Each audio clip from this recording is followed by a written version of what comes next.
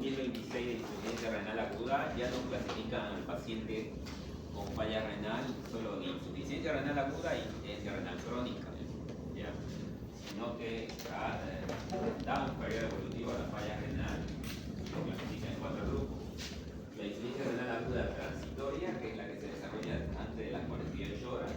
La insuficiencia renal aguda persistente, que es la que persiste después de las 48 horas hasta los 7 días. La enfermedad renal aguda, que es el paciente con falla renal aguda que pasa los 7 días hasta antes de los 3 meses. La renal crónica, que es el paciente que ya tiene la falla renal por más de 3 meses, ya con cambios estructurales, ya donde hay un daño, disfunción ya de la estructura propia del riñón. Eso hay que tomar en cuenta. Es una actualización. Todo lo que avanzamos la semana anterior, pero uno de los criterios que ha cambiado es que ya no hay solamente falla renal aguda y falla renal crónica, sino que hay esos 4 tipos de falla renal. Otro cambio en las guías de Cárigo, que son las guías para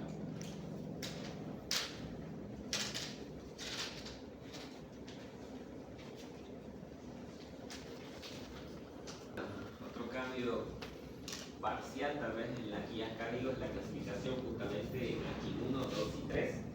En la clasificación antigua, justamente evaluaba el ascenso de la de la creatinina en porcentajes, ¿no? Decía grado 1, aumento del 150%, grado 2, un aumento de 200 o 300%, y grado 4, había un mayor porcentaje.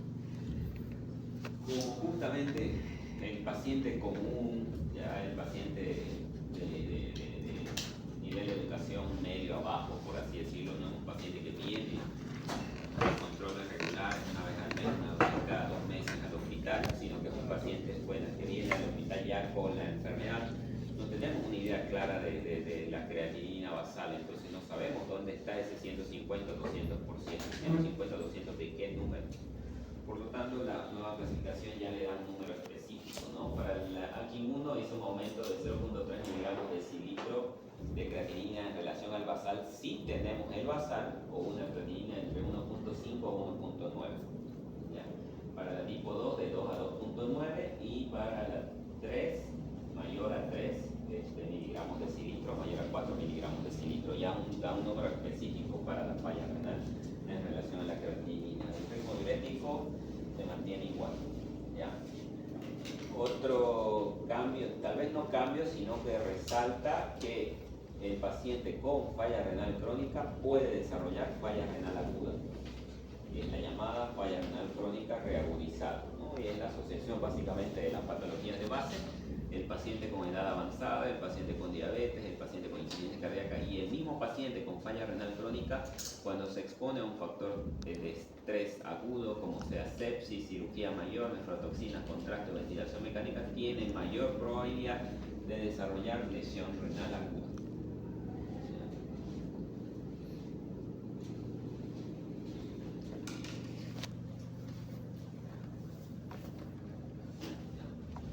Luego, dentro del tratamiento, no determina un protocolo específico, pero menciona, por ejemplo, en toda falla renal aguda, como más del 50% puede ser prerrenal, pues la primera línea siempre va a ser la expansión con cristaloides, que lo contrasta con lo que usamos en los años anteriores, el uso frecuente de coloides, ¿no? El tema de albúmina, el tema de las transfusiones, ¿no? Ya no está sugerido de manera estandarizada y frecuente el uso justamente de coloides como albúmina y paquetes globulares en pro de mejorar la presión oncótica y la hemoglobina, más que todo por los factores de riesgo y el alto costo que implica, ¿no? La primera línea del tratamiento para estos pacientes con falla renal aguda, expansión con cristaloides en pro de mejorar ese paciente con falla renal prerrenal y falla renal intrarrenal, ¿ya? Luego, mantener una presión arterial media objetivo mayor a 65 usando los vasopresores si los fluidos iniciales fallan.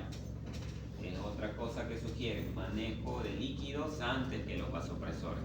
Antes nos asustábamos, el paciente estaba hipotenso, con falla renal aguda, hipotenso, directo vasoactivo, pero los vasoactivos pueden producir flebitis, necrosis, falla cardiovascular, falla renal, inclusive la puede acelerar. Entonces tratemos de mejorar y tener esa presión arterial media sea objetivo solamente con el uso de cristaloides. Cristaloides balanceados son aquellos que tienen una similitud con la estructura de la sangre, de ahí entran fisiológico, lactato y Ringer normal, que de los tres el más semejante es la solución Ringer lactato.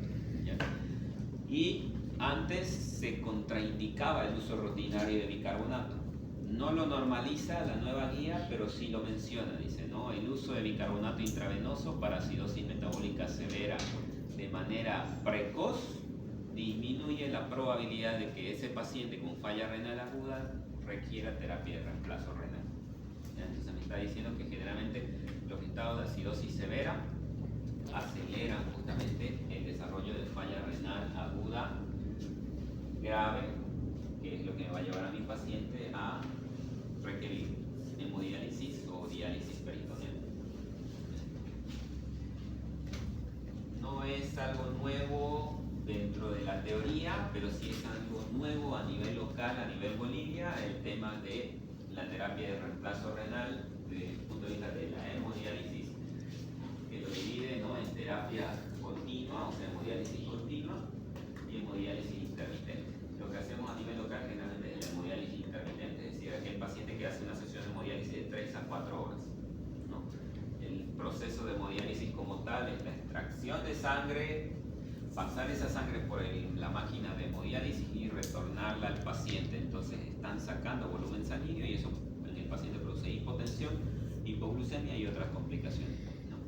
Entonces, generalmente con esta hemodiálisis intermitente el paciente, hay algunos pacientes que no toleraban estos cambios bruscos de la volemia, inclusive hacían paro, ¿no? Entonces la sugerencia, por eso digo, para nivel local es nuevo porque generalmente no se hace, ¿no? Pero fuera, bueno, reafirma el tema del uso de la terapia de hemodiálisis continua, en la cual el paciente hace sesiones de hemodiálisis de 8, 16 horas y algunos 24 horas, ¿no? Al tener mayor hora de sesión, pues la cantidad que saca de la cantidad de sangre que retira el hemodializador del paciente son volúmenes más pequeños. ¿Por qué? Porque tiene más tiempo de sesión. Por lo tanto, el extraer volúmenes más pequeños hace menores probabilidades de complicaciones, mejor tolerancia para el paciente y mientras más tiempo tolere el hemodializador del paciente, pues más va a filtrar, más uricreatinina va a filtrar, más acidosis metabólica se va a revertir, más trastornos hidroelectrolíticos se va a revertir, más sobrecarga pulmonar se va a revertir. ¿Ya? Entonces eso tenemos que tomar en cuenta. Terapia continua, terapia intermitente. Acá no es que no se tenga el conocimiento de la terapia continua, sino que el número de hemodializadores para el número de pacientes es reducido, ¿no? Entonces es por eso que se hace solamente hemodiálisis intermitente.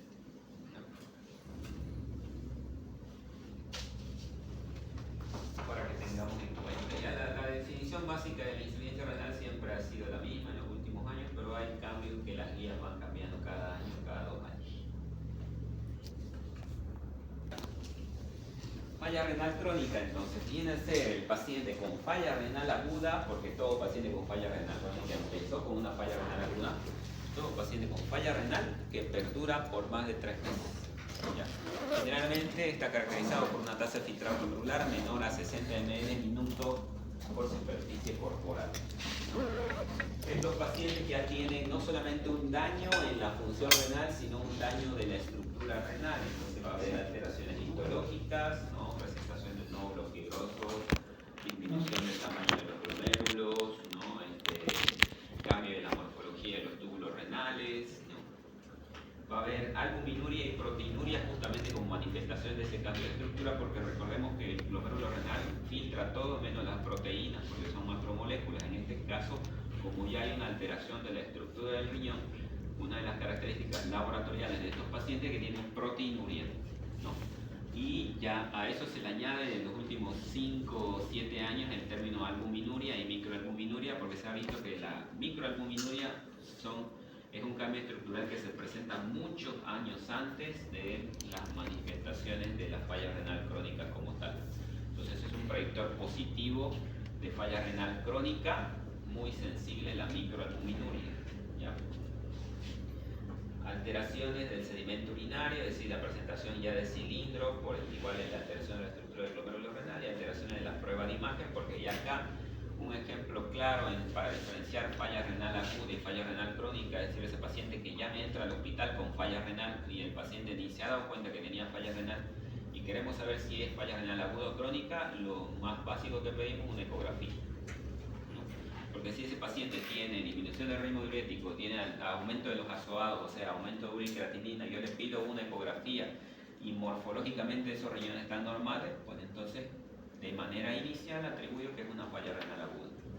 En cambio, si esa ecografía me reporta riñones hipotróficos, reducidos de tamaño, pues entonces asumo ya que esa falla renal con la que está ingresando el paciente que no conocía, pues probablemente ya al haber una reducción del tamaño del riñón, pues es o corresponde a una falla renal crónica. Epidemiológicamente, bueno, hay una incidencia de 6 al 7% de la población mundial ya con falla renal crónica, 850.000 muertes por año, 12ª causa de muerte. Hay, bueno, los estadios igual tienen cierta variación en la incidencia y en los estadios tenemos que tomar en cuenta que son 4 estadios. ¿Ya? El más que tiene mayor incidencia es el estadio 3. Y el que tiene menor incidencia es el estadio 4 y 5, que son los pacientes que ya requieren terapia de reemplazo renal. Causas de falla renal crónica, pues son pacientes asociados a trastornos crónicos. Uno, nefropatía diabética. ¿No? La diabetes me produce esclerosis o glomeruloesclerosis a nivel renal. Entonces eso me produce a la larga una alteración de la estructura del riñón y por lo tanto una nefropatía diabética. Luego tenemos a nivel local también la nefropatía hipertensiva vascular, la glomerulopatía, la nefritis intersticial, el riñón poliquístico y la uropatía obstructiva. Por el tema del lugar en el cual nosotros vivimos, pues lo de mayor incidencia es la nefropatía diabética y la nefropatía hipertensiva. Factores de riesgo, edad, ¿no?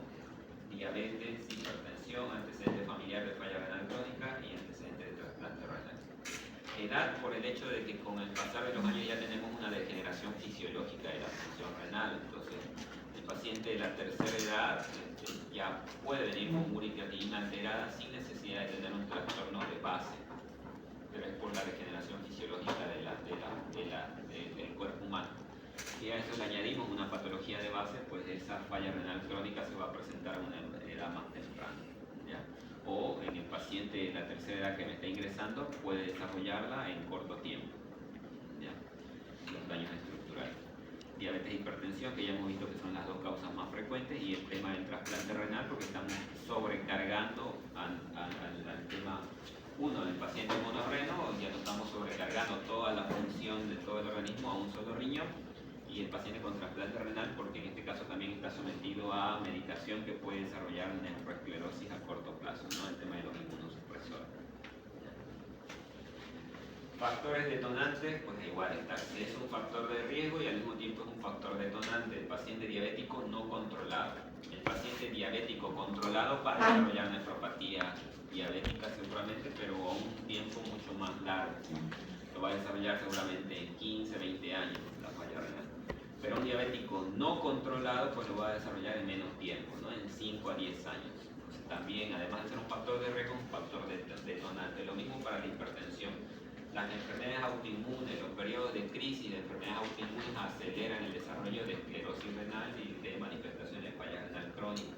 Las infecciones recurrentes, igual, está ahí el tema de las infecciones recurrentes también asociados a falla renal crónica secundario a uropatía obstructiva, ¿no? Entonces, el paciente con infección urinaria recurrente, mayor probabilidad de desarrollar cálculos de Struvita, y los cálculos de Struvita pues son cálculos que construyen más de una cálice. Son difíciles de extraer, son difíciles de movilizar, entonces nos van a producir uropatía obstructiva crónica y falla renal crónica. Y los agentes nefrotóxicos, ¿no? Acá más que todo asociado a los medicamentos, ¿no? Pues en este caso, agentes nefrotóxicos como contraste iodado, pues pasa el estudio de la tomografía y el paciente ya no va a recibir más contraste iodado, ¿no? O, no sé, radiación o uso de antibióticos, pues el paciente lo va a usar el antibiótico en el peor de los casos 14 días, pues ya no va a usar el antibiótico. Ahora, cuando hablamos de agentes nefrotóxicos, está el tema de los fármacos, pero el tema de los medicamentos, el paciente que usa furosemida de manera crónica, o el paciente hipertenso que va a necesitar IECA o ARAS de manera indefinida, ¿no? O los pacientes con infecciones urinarias recurrentes, ¿no? Que van requiriendo progresivamente antibióticos de amplio espectro por la resistencia bacteriana, entonces la exposición prolongada y persistente a medicamentos me puede producir igual a la larga data falla renal crónica. Factores de progresión, pues la proteinuria persistente, si no se la controla, la proteinuria es un factor de mal pronóstico y me desarrolla falla renal terminal a corto plazo. Presión sanguínea elevada, glucosa elevada, dieta alta en proteína, ¿no? A veces pensamos que el paciente renal crónico, al estar hipoproteinémico y tener proteinuria, o sea, estar eliminando proteinuria en orina, parte del tratamiento sería darle más proteína, pero en realidad eso me acentúa la proteinuria. El darle dieta hiperproteica o suplementos con proteína a estos pacientes me acentúa la proteinuria y la proteinuria me acelera el daño estructural. Entonces, por eso que es un factor de progresión, un factor de mal pronóstico para el paciente con falla renal. Hiperlipidemia, hiperfosfatemia, la anemia, enfermedad cardiovascular y tabaquismo. En el caso de la anemia, lo mismo, mientras menor sea la hemoglobina del paciente, menor su capacidad de transportar oxígeno. Mientras menos oxígeno llegue a la célula, en este caso a nivel renal, pues mayor va a ser, o menor, perdón, va a ser el tiempo en el cual estos daños estructurales se van a desarrollar, en este caso por la mala oxigenación celular. Enfermedad cardiovascular, porque en este caso el corazón al fallar me produce dos cambios principales, congestión hepática y congestión venosa, congestión hepática y congestión renal. La congestión venosa renal me produce una inadecuada oxigenación igual a nivel del riñón y me va a acelerar el tema de desarrollo de falla renal crónica. Y el tabaquismo. Diagnóstico, examen clínico, el paciente me va a venir con creatinina elevada, me va a venir con edema en miembros inferiores, me va a venir con palidez mucocutánea porque al tener falla renal crónica tiene menor producción de eritropoyetina y por lo tanto anemia. Me va a venir seguramente con respiración de Kussmaul porque son pacientes que viven con acidosis metabólica secundaria de la falla renal crónica. Laboratorialmente pues va a tener urea y creatinina elevada, por lo tanto una tasa de filtrado glomerular reducida, va a tener en cuanto a las proteínas va a tener hipoproteinemia y en el examen general de orina va a tener proteinuria. A nivel del examen general de orina, además de la proteinuria, toda la estructura del glomérulo está alterada, entonces puede haber eliminación de glóbulos rojos, cilindros hemáticos, cilindros hialinos, cilindros granulosos, ¿no? En la biometría hemática, bueno, en el hemograma va a haber hemoglobina y hematocrito bajo, el perfil lipídico elevado, que me va a acentuar el tema del desarrollo de la falla renal. La ultrasonografía me va a mostrar, hemos dicho, reducción del tamaño del riñones hipotróficos. En la radiografía de abdomen, bueno, va a depender de la causa, ¿no? Porque el riñón como tal no se ve en la radiografía de abdomen. Generalmente en la radiografía de abdomen, ¿qué se puede ver del riñón? Si hubiese un cálculo, ¿no? La gammagrafía renal, donde vamos a ver una disminución de la funcionalidad renal, igual en la tomografía resonancia buscando otras causas de falla renal crónica estructural, ¿no? Y la biopsia, que es en pro de buscar si hay glomerulopatías, esclerosis renal y neoplasias. La fórmula del filtrado glomerular, bueno, tenemos acá 140 menos edad por peso dividido entre creatinina por 72. Y en el caso de si fuera dama, toda esa ecuación la multiplicamos por 0,85. La fórmula es para cálculo de tasa de filtrado glomerular. ¿Ya? Pero se ha visto, y peor aún con la tecnología, que el cálculo del filtrado glomerular es mucho más sensible para determinar el grado de alteración que hay a nivel del filtrado glomerular, ¿no? Una tasa de filtrado glomerular, que es lo que calculamos con la fórmula anterior, y otra es el filtrado glomerular, que eso se calcula, no tiene una fórmula específica, no se calcula a través de tablas en Google, ¿no? En las aplicaciones, pero se ha visto que es más sencillo. ¿Ya? Ahora, de acuerdo a la tasa de filtrado glomerular, igual se determina el estadio del paciente con falla renal crónica. El paciente con estadio 1 generalmente tiene una tasa de filtrado glomerular mayor a 90%. Las alteraciones estructurales básicamente son leves. En el caso del estadio 2 tiene una tasa de filtrado glomerular entre 60 y 89, ¿no? Tiene justamente signo de insuficiencia renal temprana. El tema del estadio 3 tiene una tasa de filtrado glomerular entre 30 y 59, ya con un fallo renal moderado. El estadio 4 y 5, donde ya hay falla renal severa, con una tasa de filtrado glomerular del menos del 30 y menos del 15%. y estos últimos 4 ya con indicación de instauración de terapia de reemplazo renal. Y como hablamos de pacientes con falla renal crónica, bueno, ya tiene 2 opciones, hemodiálisis y diálisis peritoneal, ¿no? La diálisis peritoneal generalmente es mucho más sugerida para estos pacientes, ¿ya? Porque es menos riesgo de infección. Sí tiene un catéter que es una puerta de entrada, pero entre el catéter de hemodiálisis y el catéter de diálisis peritoneal, la incidencia de infección es menor. Con el catéter de hemodiálisis es mucho más cómodo para el paciente. Se puede hacer la diálisis peritoneal en el domicilio, entonces por eso que es mucho más sugerida para el paciente con falla renal crónica. Entonces, la misma tabla de hace rato, pero un poco más desarrollada. Estadio 1, estadio 2, básicamente son pacientes asintomáticos, no hay muchos cambios estructurales. ¿Ya? Tiene una tasa de filtrado glomerular que inclusive puede ser normal. Estos pacientes en estos estadios no necesariamente están anúricos o oligúricos. ¿Ya? En esta fase, lo más sensible para identificarlo fuera de la tasa de filtrado glomerular, que inclusive puede estar normal, es la microalbuminuria, ¿no? Porque la microalbuminuria hemos dicho que es una alteración que se presenta muchos años antes de las manifestaciones clínicas, inclusive de la falla renal crónica. ¿Ya? En el estadio 3, bueno, ya tenemos alteraciones hidroelectrolíticas, hiperpotasemia, hiperfosfatemia, va a haber hipohipernatremia, va a haber nicturia, alteraciones ya de ritmo diurético, anemia y pérdida progresiva de peso.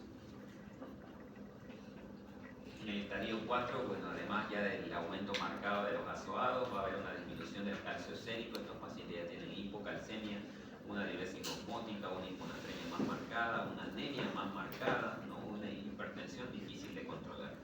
Si el paciente era hipertenso en el estadio 1 o 2, donde era hipertenso por la hipertensión, seguramente estaba con 1 o 2 antihipertensivos, un IECA más un ARA, digamos, un enalapril más un losartán. Pero ya en el estadio 4, ya pasa a ser de una hipertensión pura a una hipertensión secundaria, es decir, la hipertensión como tal va a estar exacerbada por la falla renal. Por lo tanto, estos pacientes requieren 4 o 5 antihipertensivos orales. No sé si han visto, hay unos pacientes que hemos visto que están con 5 antihipertensivos, ¿no? Están con IECA, ARA, beta bloqueantes, calcio antagonistas, alfa bloqueantes, ¿no? Más antihipertensivos endovenosos inclusive. Entonces, es porque ya es una hipertensión refractaria. Y en el estadio 5, ¿ya? Donde ya hay complicaciones de temas de la uremia, entonces va a haber síndrome urémico, el paciente va a tener encefalopatía urémica, pericarditis asociada a urea elevada o displasia sanguínea asociada a urea elevada, ¿no? Todo eso por aumento de los azoados, vómitos y náuseas intensos, más asociado al efecto secundario de la uremia en sí, ¿ya? Y la pérdida de peso, atrofia muscular y caquexia, porque recordemos que estos pacientes están eliminando proteínas por la orina, y esas proteínas ¿de dónde salen? Del tejido muscular. Entonces, a la larga, estos pacientes uno los va a ver chonchitos, pero es por el edema, por la disminución de la presión osmótica, pero están ahí con atrofia muscular, sarcopenia, debilidad muscular, y obviamente eso, recordemos que le va a producir caquexia e inmunosupresión, ¿no? Porque el sistema inmunológico y las células del sistema inmunológico se forman en base a proteínas. Comorbilidades, básicamente glicemia y presión arterial están en todos.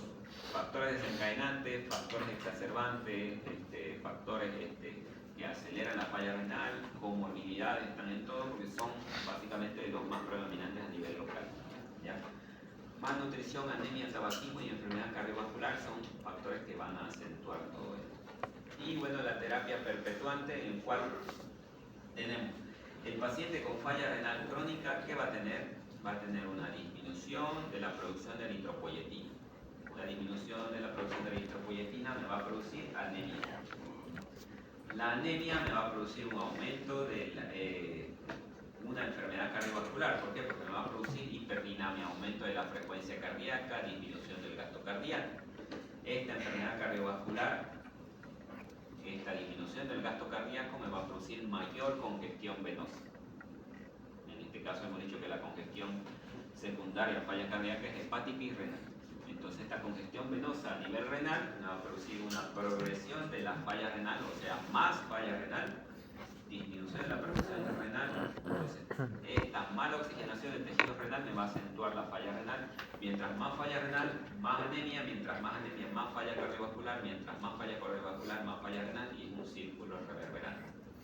Y de este ciclo es de donde sale ya el trastorno denominado enfermedad cardiorrenal, ¿no? El paciente con falla renal o falla cardíaca o falla hepática, cuando desarrolla enfermedad cardiorrenal o hepatorenal, ya es una fase de mal pronóstico para el paciente, porque es un trastorno irreversible. El tratamiento va dirigido a control de los síntomas, porque el cambio estructural en cualquiera de estos tres órganos, en esa fase de enfermedad hepatorenal o enfermedad cardiorrenal, es irreversible, ¿no? ¿Ya? ¿Qué más? A ver. Un poquito. Tratamiento: identificar pacientes de alto riesgo, transformar ese paciente diabético no controlado en un diabético controlado, controlar la presión arterial si el paciente es hipertenso, controlar la dislipidemia, evitar el consumo de tabaco, identificación temprana de la microalbuminuria, ¿no? Identificar factores reversibles. Parte del tratamiento, bueno, ya es un manejo por especialidad, porque probablemente este paciente va a requerir terapia de reemplazo renal. Considerar inmunosupresión va a depender de la causa. Evitar agentes tóxicos. Bueno, esto de la presión arterial menor a 130-80, en realidad el número como tal va a variar, va a depender del paciente, ¿no? Si es un paciente hipertenso, no crónico, pues probablemente la meta de presión va a ser menor a 130-80. Pero si es un paciente hipertenso crónico y el paciente ya está con estadio avanzado 4 y 5, cuando está refractario al tratamiento, pues probablemente la meta para estos pacientes va a ser menos de 160-80. El número como tal es individualizado a cada paciente de acuerdo a la perfusión que tenga cada uno de sus pacientes. Y esa perfusión, esa buena o mala perfusión, yo la voy a medir viendo que con la presión que tenga mi paciente esté consciente, no esté taquicárdico, esté orinando, ¿no? Con esos cambios de perfusión. Control lipídico y bueno, dejar de consumir tabaco. Seguimiento de la tasa de filtrado glomerular para determinar justamente en qué momento este paciente va a requerir terapia de reemplazo renal. Para el estadio 3, bueno, el equipo multidisciplinario, monitorización de la dieta, una dieta hipoproteica. El requerimiento de proteínas normales de 0,8 a 1,2 gramos por kilogramo de peso de proteína. Estos pacientes requieren dieta hipoproteica, es decir, de 0,6 a 0,8 gramos por kilogramo de peso de proteína. La dieta hipoproteica me va a disminuir la acentuación de la proteinuria en pro de evitar ese mal pronóstico para el paciente, ¿ya? Control de fosfato, control de anemia. Generalmente el punto de corte para estos pacientes con falla renal crónica para transfusión es hemoglobina menor a 7. Hemoglobina menor a 7, transfusión de glóbulos rojos en pro de evitar la anemia severa que me puede exacerbar la falla renal. En cambio, cuando el paciente tiene falla renal aguda, generalmente el punto de corte de transfusión es menor a 9, menor a 10, ¿no? Cuando es renal agudo, porque la hipoxemia va a hacer que ese paciente con falla renal aguda termine con falla renal crónica, ¿ya? Ya para el paciente con falla renal crónica, más que antes que la transfusión, el tema está el uso de eritropoyetina, ¿no? Generalmente son 10.000 unidades, una o dos veces a la semana, de acuerdo al nivel de hemoglobina que tiene el paciente o a la frecuencia con la cual se realice hemodiálisis si ya está con terapia de reemplazo renal. Tratamiento con hierro dependiendo de si hay o no hay pues, hipocromía, ¿no? Estadio 4, bueno, ya es básicamente preparar al paciente para hemodiálisis, ¿no? Evaluación rutinaria para el paciente, control de presión arterial, ultrasonografía para evaluar si hay atrofia de los riñones, control de medio interno, control de gasometría arterial para el pH renal y pH en la sangre, marcadores de pronóstico renal malo como albuminuria y proteinuria. El tema de los IECAS y ARAS es un daño estructural, entonces la proteinuria no la van a revertir, pero sí la pueden controlar.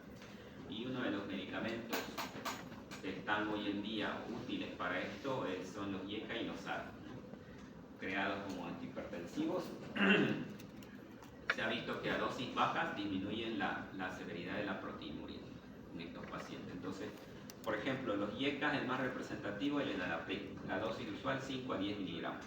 Generalmente a estos pacientes se le da 2.5 porque no estoy buscando bajarle la presión con una inyecta, sino disminuir la proteinuria. Lo mismo con el ARA. En los sartán ustedes lo dan 50 100 miligramos 1 o 2 veces al día. Esto le damos 25 miligramos, porque no busco bajarle la presión con el losartán. Busco disminuir la proteinuria, ¿no? Entonces son medicamentos para o en pro de evitar que ese paciente con estadio 1 termine con estadio 2, 3, 4, 5, ¿no? Evitar la progresión de la falla renal.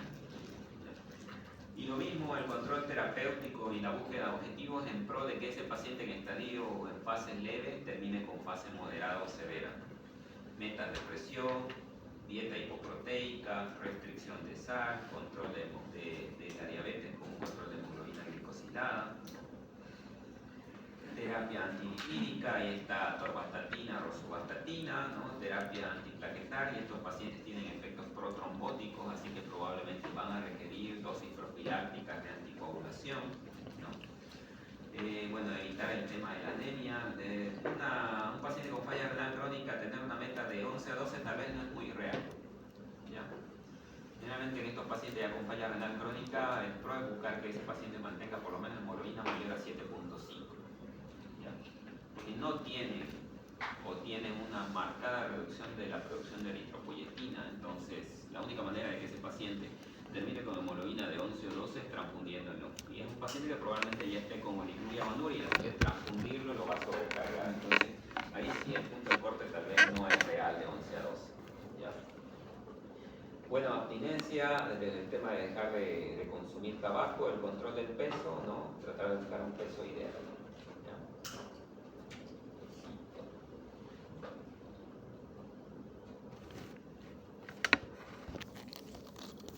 Renal es como una infección urinaria, ¿ya? Pero atípica. Todo lo que hemos aprendido de infección urinaria del paciente con fiebre, disuria, polaquiuria, tenesmo, urgencia miccional, cuadro típico. El paciente con tuberculosis renal viene con un cuadro atípico, que viene solo con disuria, o solo con fiebre, o solo con tenesmo, o solo con urgencia miccional, o solo con dolor abdominal, o con dos síntomas de la lista larga de la infección urinaria. Entonces es atípico, no es un cuadro clínico del libro. Lo que manda acá y lo que determina es primero el antecedente, es decir, que el paciente viene con este cuadro atípico asociado a un antecedente de tuberculosis familiar con que haya cursado con tuberculosis, o el mismo paciente que haya cursado con tuberculosis pulmonar previamente. Y en la mayoría de los casos sumado también a un factor de inmunosupresión. Es decir, un paciente con comorbilidades crónicas como diabetes, hipertensión, o un paciente con hepatitis, un paciente con VIH, uso crónico de corticoides, radiación, neoplasia, todos los factores que me provocan disminución del sistema inmunológico generalmente van a permitir el desarrollo de tuberculosis extrapulmonar, y en este caso tuberculosis renal. Entonces, en este caso, la tuberculosis renal viene a ser una enfermedad grave de evolución crónica e insidiosa, ¿no? Generalmente es un trastorno que se desarrolla igual en un periodo lapso de 15-20 años, ¿no? Después de la exposición inicial al Mycobacterium tuberculosis, porque hay un cambio estructural marcado desde el riñón, ya producida entonces principalmente por el Mycobacterium tuberculosis, el cual puede comprometer ambos riñones, originando insuficiencia renal y muerte del paciente. La tuberculosis urogenital representa el 30-40% de todos los casos, ¿no?, de tuberculosis, es la de mayor incidencia, ¿no? Y se calcula básicamente que el 8-10% de los pacientes con tuberculosis pueden desarrollar tuberculosis renal en mucho más corto plazo. Etiopatogenia, tenemos agente etiológico, el Mycobacterium tuberculosis, que viene a ser un bacilo aerobio estricto de la familia Mycobacteriaceae, del grupo Mycobacterium, y es una bacteria ácido alcohol resistente, por eso que solamente se tiñe con la tinción de 100 Nielsen. Yo no voy a hacer una tinción de Gram a este paciente, o si es por eso que si yo mando a cultivo, a un urocultivo, la muestra de orina de un paciente con tuberculosis me va a salir negativo. Y de ahí parte uno de los términos cruciales para el diagnóstico de esto, que es la piuria estéril. ¿Qué hacemos cuando el paciente viene con un cuadro clínico típico de infección urinaria? Le pedimos un examen general de orina. Y en el examen general de orina, ¿qué iba a haber? Iba a haber leucocituria, iba a haber nitritos, pero en este caso estos pacientes con micobacterium tienen piuria, ¿no? Ahora, ese examen general de orina hemos visto en el tema de infección urinaria que lo mandamos a urocultivo, ya sea por técnica de chorro medio, por sonda Foley, transuretral o por función suprapúbica, se lo mando urocultivo y me sale el germen. Pero como este es una bacteria ácido alcohol resistente, no se tiñe con los mecanismos usuales, por lo tanto el cultivo que yo voy a mandar me va a salir negativo y me voy a quedar ahí dudando, ¿no? Si el urocultivo salió negativo y el paciente tiene signos claros de un proceso infeccioso, entonces ¿qué es? De ahí sale el término piuria estéril, porque en el examen de la orina está la piuria, pero en el urocultivo sale negativo. No es que la orina sea estéril, sino hace referencia a que el cultivo sale negativo. Por lo tanto, piuria estéril me hace o me da sugerencia de tuberculosis renal y bueno, tendré que hacer los exámenes complementarios respectivos que vamos a ver más adelante. Abarca del 10 al 27% de las formas extrapulmonares, es la forma más tardía de presentación de tuberculosis extrapulmonar, 15 a 20 años básicamente posterior a la exposición. ¿Ya? La vía de diseminación para la tuberculosis renal es principalmente por vía hematógena, ¿no? Las infecciones urinarias se desarrollaban por vía hematógena, por vía linfática, ¿no? En este caso, la vía hematógena es la que me permite en mayor incidencia del desarrollo de tuberculosis renal. El bacilo en este caso alcanza ambos riñones, pero en algunos casos puede producir trastornos morfológicos unilaterales, ¿no? Como estenosis ureteral unilateral. Pero también puede haber casos de compromiso renal bilateral, ¿ya? Hay un periodo asintomático. Ese periodo asintomático es donde se lleva a cabo la destrucción progresiva de la estructura renal. Ese periodo asintomático son esos periodos de 10 a 15 años de evolución, ¿no? Ahora, por vía ya descendente, llega por vía hematógena de la tuberculosis pulmonar al riñón por vía hematógena y por vía descendente va del riñón al uréter, a la pelvis renal, a la vejiga, a la uretra, ¿no? Me va produciendo obstrucción de vía urinaria, ¿no? Inclusive acá el periodo asintomático puede durar hasta 20 a 30 años inclusive. El tiempo de este periodo asintomático es totalmente dependiente del estado inmunológico del paciente.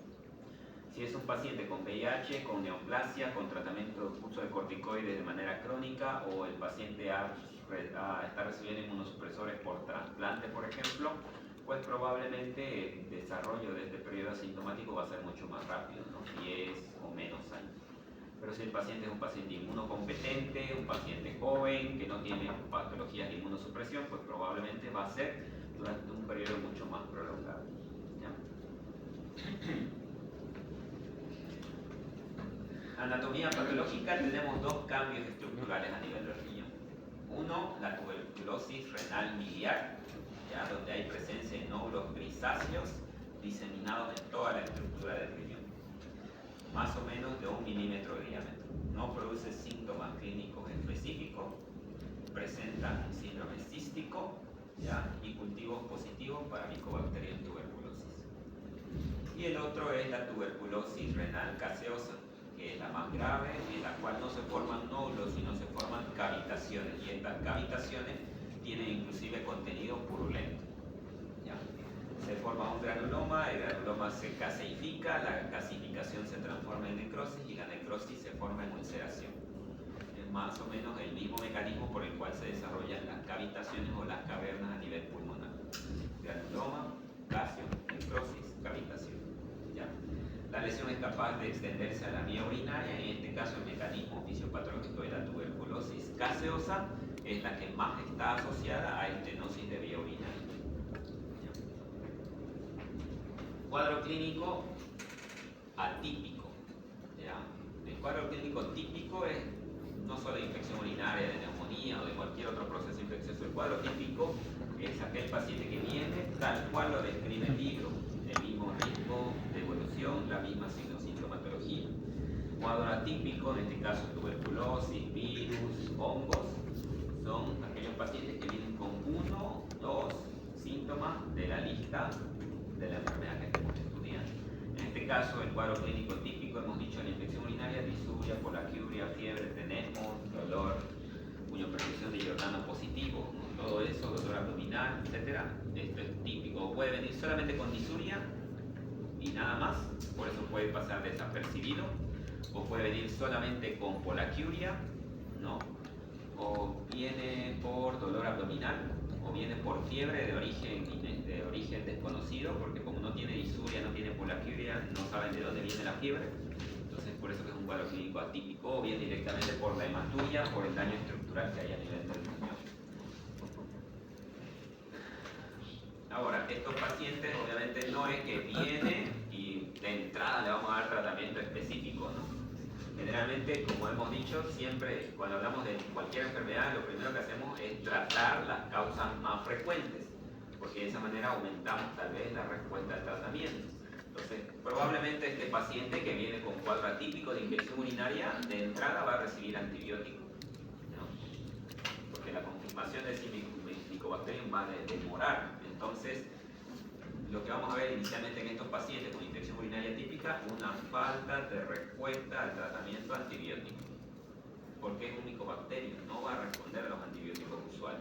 Entonces le voy a iniciar tratamiento antibiótico, pero ese paciente va a seguir con el cuadro clínico atípico, va a seguir con la fiebre e inclusive va a pasar de infección urinaria a sepsis o a shock séptico. Pues no hay una respuesta adecuada al tratamiento antibiótico usual. Y la presencia de piuria estéril, esto que hemos dicho, la piuria en el examen de la orina, y el urocultivo para gérmenes comunes, porque así se llama urocultivo para gérmenes comunes, me va a salir negativo. ¿Ya? Síntomas constitucionales, porque es un proceso infeccioso crónico. ¿Ya? Estos síntomas constitucionales, primero es la fiebre, que es típica de la tuberculosis, la fiebre vespertina, y asociado a pérdida de peso y aporesis nocturna. ¿Ya?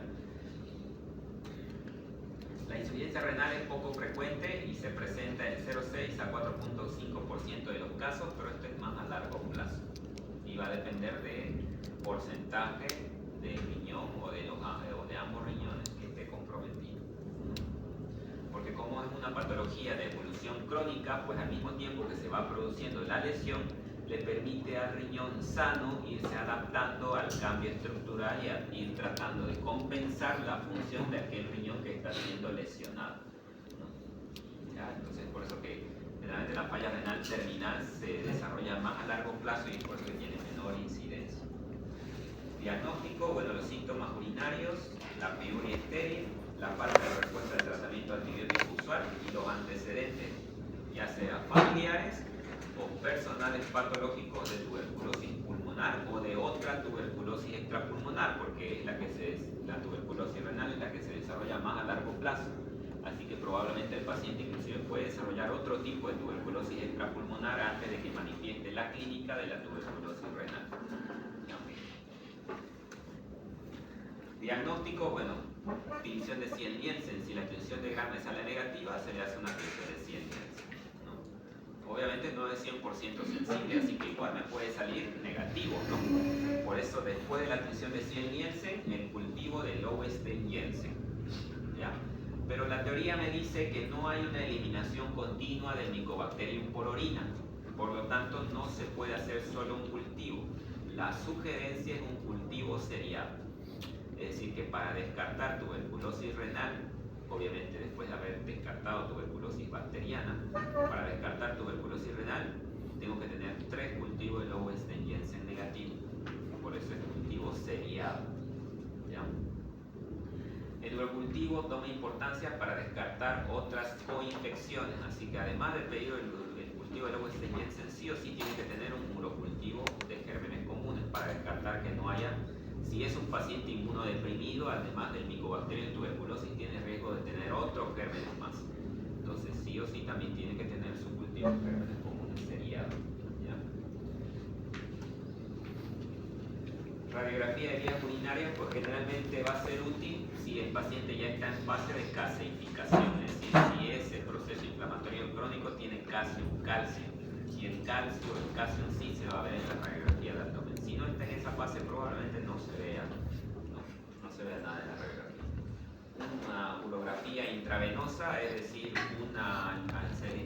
administración de contraste endovenoso al paciente y pedirle una radiografía de abdomen a las 4 y a las 6 horas, justamente para ver cómo se elimina ese contraste por vía urinaria en pro de buscar si hay o no hay estenosis justamente de vía urinaria.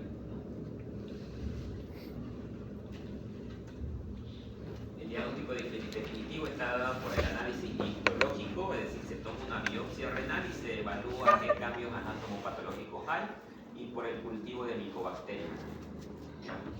Hemos hablado de la admisión de 100 Jensen, eso se hace en 2 horas. Hemos hablado del cultivo de Lowenstein-Jensen, pero eso tarda a veces hasta 21 días. Entonces demora en salir el resultado. Hoy en día lo que hay, la opción que tenemos que sale en 24 horas es el GeneXpert, ¿no? Pero por la disminución de reactivos que hay y por el programa de tuberculosis que es bien limitado, solamente se realiza la prueba de GeneXpert para muestras de sputo, ¿no? Pero es una prueba que sale en 24 horas, ¿no? Si se puede hacer en orina sería muy útil. No se hace no porque no se pueda, no porque no sea efectiva, sino a nivel local por falta de reactivos. Y tratamiento, bueno, esto lo han avanzado en neumología, tratamiento específico. Isoniazida, rifampicina, etambutol, piracinamida. Y antes se mencionaba la streptomicina, pero la última actualización del programa de tuberculosis ya contraindica el uso de streptomicina por sus efectos secundarios. Tratamiento inicial 6, se puede prolongar a 9 meses y se puede hay tratamiento igual modificado para tuberculosis extrapulmonar multidrogo resistente, ¿no? Donde ya se tienen que utilizar medicamentos de segunda línea. Y cuando hablamos de medicamentos de segunda línea, pues además de la medicación usual del tratamiento específico de isoniazida, rifampicina, etambutol y piracinamida, pues tenemos que tomar en cuenta ahí los carbapenémicos, los aminoglucósidos y la fluoroquinolona. Fluoroquinolona, la más representativa como segunda línea, la levofloxacina. Los carbapenémicos, imipenem, meropenem, y para los aminoglucósidos, la canamicina y la gentamicina.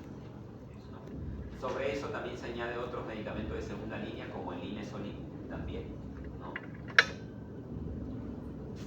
Acá tenemos canamicina, amicacina, tenemos moxifloxacino, ciprofloxacino, ofloxacino, levofloxacino, son medicamentos, son fluoroquinolonas. Igual está el linezolid, la clofacinamida y la rifabutina, que no tenemos mucho acá. Generalmente lo que tenemos acá a nivel local, amicacina, moxifloxacino, ciprofloxacino, levofloxacino y linezolid, ¿no? Y bueno, ahí entra igual en la última actualización los carbapenémicos.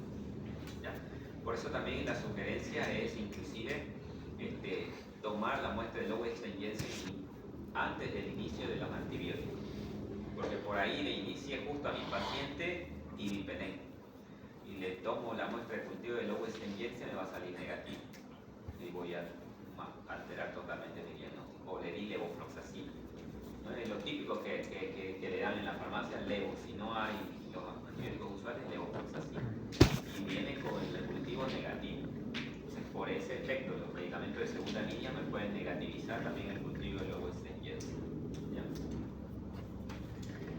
Y otro tratamiento, bueno, si hay obstrucción de vía urinaria o estenosis de uréter, por ejemplo, quirúrgico, ¿no? Una colocación de catéter doble J para liberar la obstrucción de vía urinaria, ¿no? Y esta vez el tratamiento quirúrgico más frecuente, y el segundo la nefrectomía, ¿no? En caso de que haya un compromiso de más del 90% de la estructura del riñón, ¿no? Porque ese caso en esa pus puede terminar en sepsis o en shock séptico, entonces extracción del foco infeccioso.